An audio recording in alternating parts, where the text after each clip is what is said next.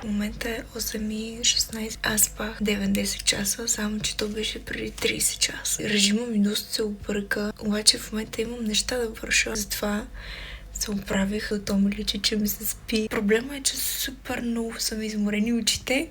Аз не съм изморена, обаче очите ми, може би това ще ме спре в някаква точка на деня, но до тогава има време. А сега това, което ще направя, бъркани яйца с сиренце и го мятам това на тигана и става като мишмаш, само че без чушките. Много е вкусно. Тая рецепта я преоткрих преди 3 дни. Най-любимата рецепта. Всеки ден я ям. Всеки ден последните 3 дни. Днес ще е четвърти. Вижте колко съм постоянно. И това е лоялност. Това излиза 550 калории и 25 грама протеин. Тук що си отворих новата прачица.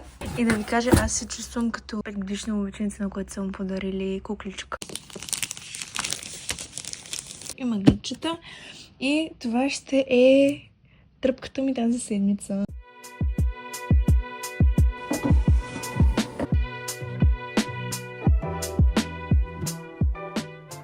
Дойде време за баня, обаче аз си взех ето това розмариново олио. Го сложа малко в корените, след това влизам в банята, измивам го.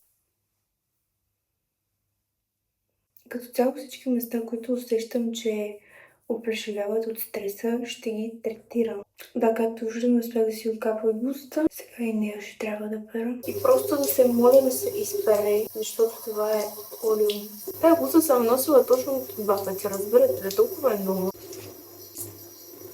Минаха може би около 5 минути, ще изчакам още 10 и влизам да се къпя да го махна това олио розмариново, да си свърши работата, аз да си свърша работата. Даже знаете ли какво, през това време мога да си направя смутито.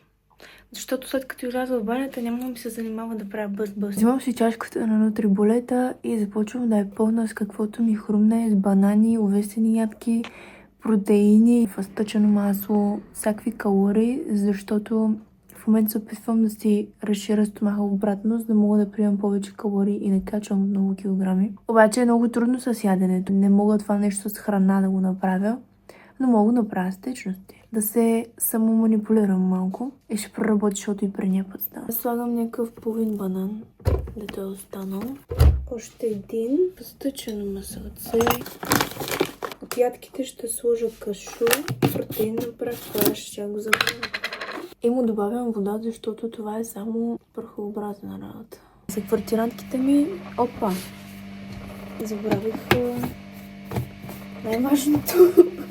За квартирантката се надявам да ми прости, защото в момента е 10:30. Малко се легава и си харча времето безобразно. Скоро, ако не си измия косата, ефектът ще бъде обратен.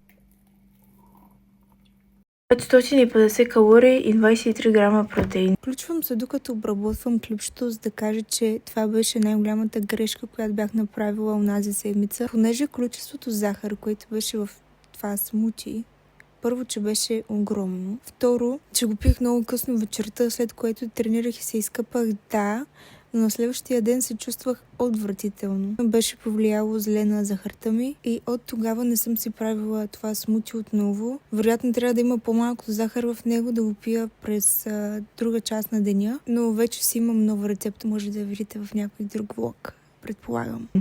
Това е колкото закуската ми. Наистина си е колкото едно цяло ядене. Не казвам, че е заместител, просто ми е като чийт код да си хакна малко метаболизма. От 3-4 дни се опитвам да ям, обаче то един ден ям 2000 калории, на следващия ден 1000 не ми седат. Се оказа, че седа с маската вече половин час. Отивам да се къпя преди да оплешивея тотално. Закуската вече я знаете. А сега на първо място трябва да отида до Алберт Хайна да си взема още продукти за хранене.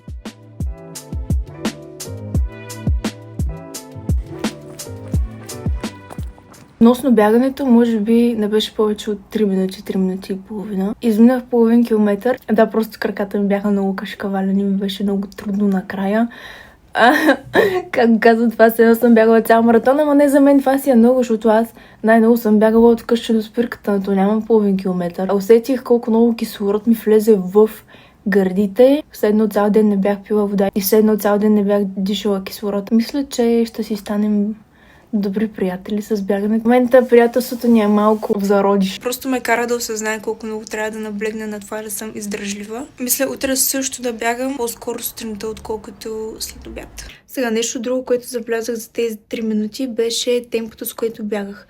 Първоначално тръгнах прекалено бързо. Все едно някой ме гонеше. Тия неща ще си ги подобря, но няма да стане от първия път. Просто сега са ми като наблюдения, като изводи за себе си и това е.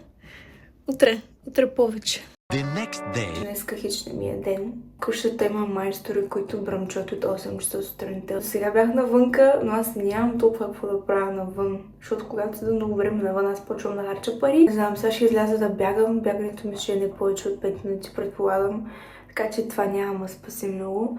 Мога да изляза с разхода после пак. В момента, в който почна да бръмчат, защото в момента май си почиват. И ще използвам този момент и аз да се почина. 12 часа на обяд отивам да бягам и се надявам днес да е повече от 3 минути.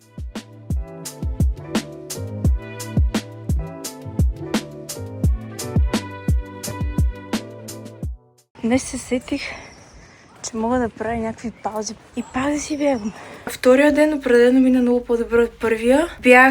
Успях да бягам повече. За 8 минути минах 1 километър и тук там си правих някакви почивки по 15-20 секунди, просто да дишам. Това, което забелязах днес, беше, че си дишах през устата, което е много лошо. Трябва да поработя върху това. Днес темпото беше по-окей и това е, хепи съм.